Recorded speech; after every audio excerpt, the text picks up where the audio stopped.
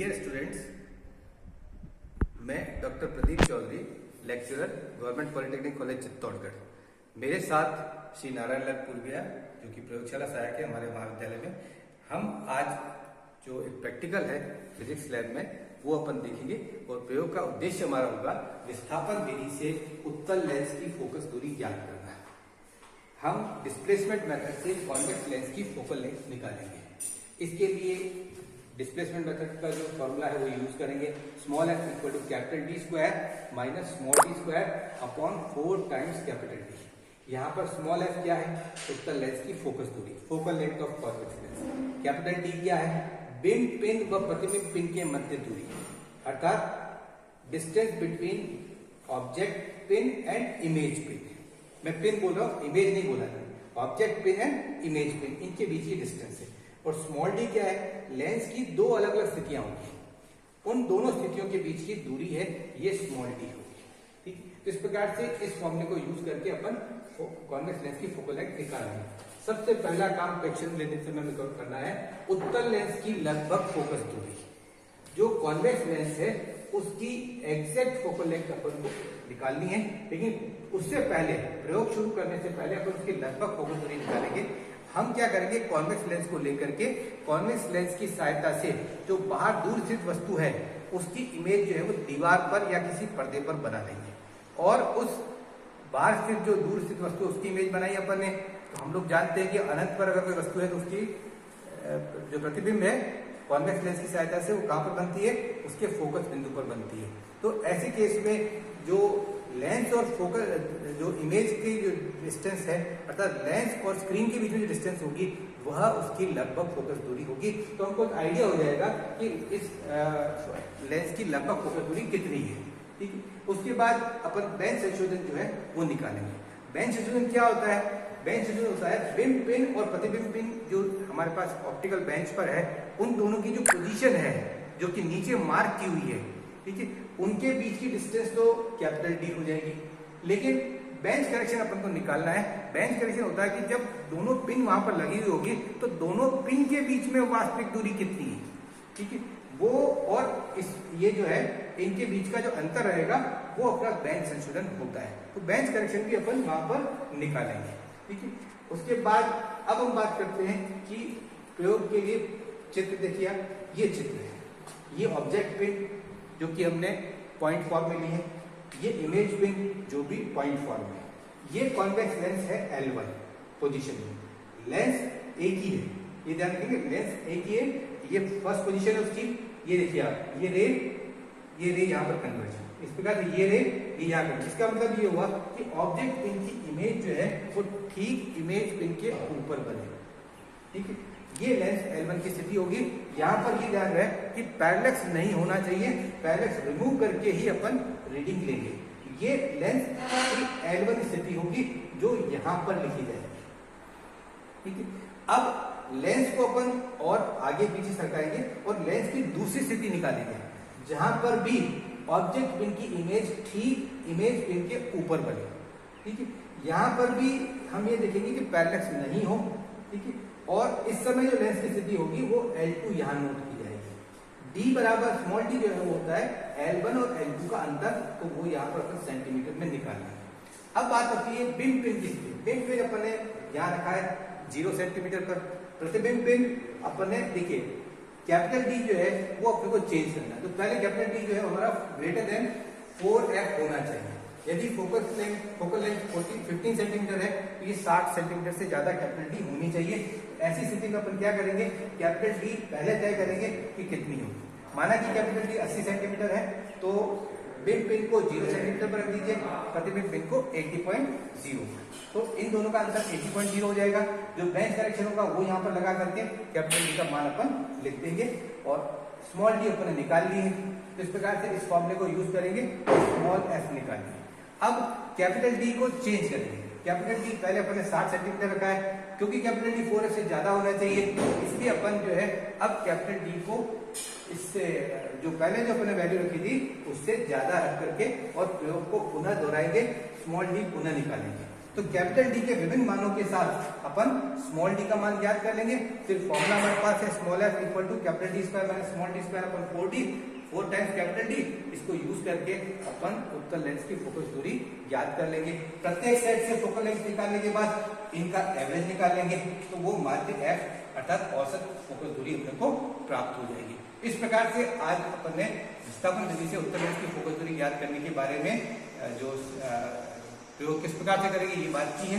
अब हम प्रैक्टिकल के सेट पर चलेंगे और वहां पर हमारे जो प्रयोगशाला से आएंगे वो आपको बताएंगे कि किस प्रकार से अपन प्रयोग में जो है प्रयोग में काम करके और उत्तल लेंस की फोकस दूरी निकालेंगे। Thank you.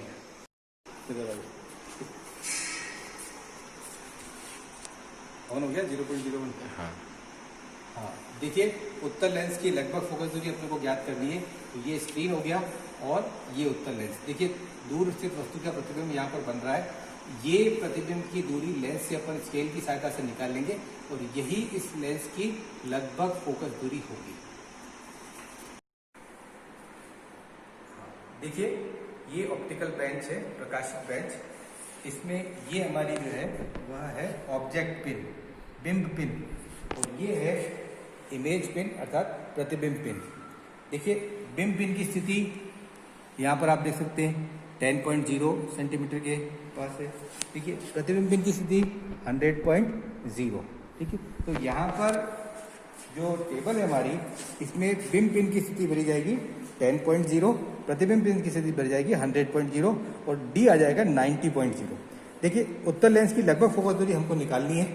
यही लेंस अभी हम इसके बाद देखेंगे, इस लेंस को लेकर के किस प्रकार से अपन फोकस दूरी निकालेंगे। ठीक है, बेंच संशोधन। देखिए यहाँ पर इन दोनों के मध्य बिंब पिन प्रतिबिंब पिन की जो स्थिति है नीचे से, इनके मध्य दूरी तो अपने पास आ गई है, लेकिन पिन टू पिन डिस्टेंस अपन निकाल लेंगे। ठीक है, pin to pin distance metre scale की सहायता से निकालेंगे। ये दूरी आपके पास यहाँ पर है 100.0 माइनस 10.0 90.0 और पिन टू पिन डिस्टेंस अगर 90.3 आती है तो इसका मतलब बेंच करेक्शन हो जाएगा 90.3 माइनस 90.0 इक्वल टू 0.03।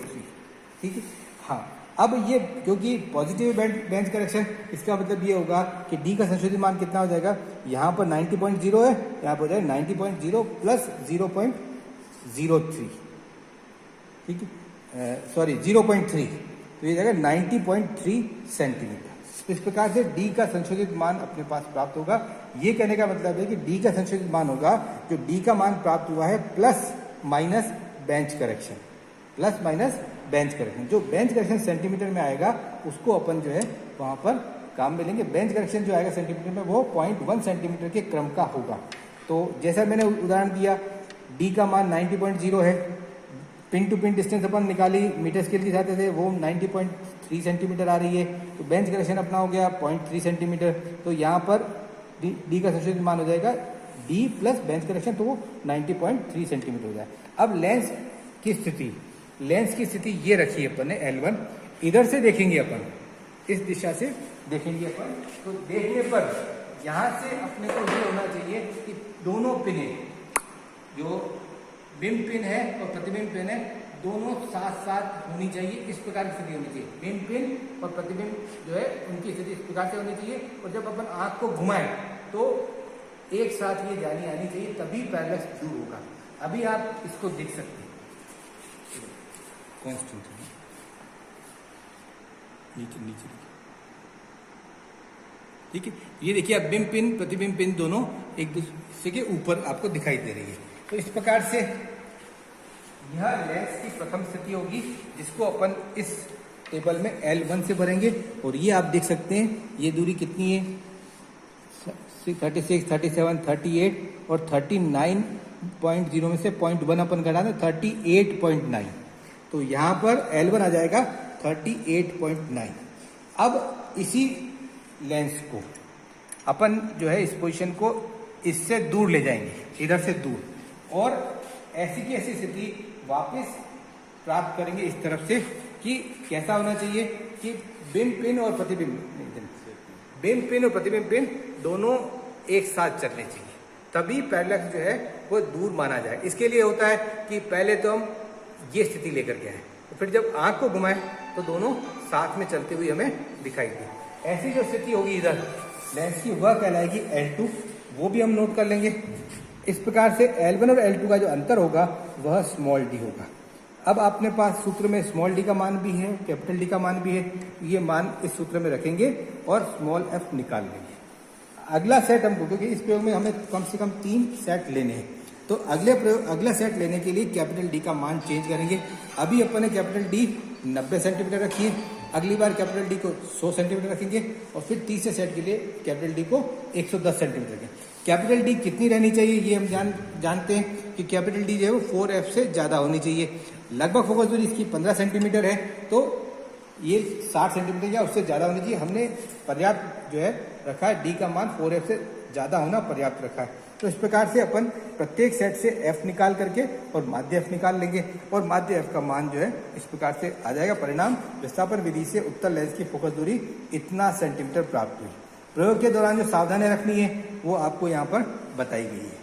ठीक है, इस प्रकार से अपन प्रयोग को पूरा करेंगे। इस प्रकार से विस्थापन विधि की सहायता से उत्तल लेंस की फोकस दूरी ज्ञात करने वाला प्रयोग आज अपन ने देखा। थैंक यू, धन्यवाद।